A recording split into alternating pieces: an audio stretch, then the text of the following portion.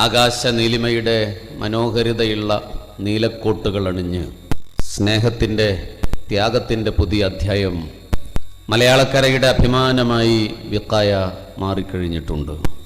ലോക മുസ്ലിങ്ങളുടെ ആസ്ഥാന നഗരമായ മക്ക ഹറം ഷരീഫിലൂടെ SKSSF വിഖായ എന്ന പേരിട്ട ഈ കോട്ട് നടന്നു പോകുമ്പോൾ ഒരു വിശ്വാസിയുടെ മനസ്സിൽ രോമാഞ്ചം നിറയാറുണ്ട്.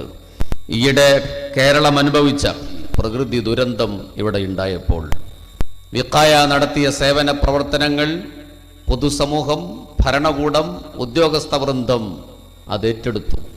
അവരത് അംഗീകരിച്ചു. ആരുടെയും അംഗീകാരവും പ്രശംസയും ഈ മാർഗത്തിൽ ലക്ഷ്യമായി കണ്ട പ്രസ്ഥാനമല്ല വിഖായ. നമ്മുടെ രാജ്യത്തിൻ്റെ വിമോചന പോരാട്ട രംഗത്ത് സേവനത്തിൻ്റെയും ത്യാഗത്തിൻ്റെയും അതുല്യമായ മാതൃകകൾ സംഭാവന ചെയ്ത രാഷ്ട്രപിതാവിൻ്റെ ഓർമ്മകൾ നിറഞ്ഞു നിൽക്കുന്ന ഒരു പകലാണ്.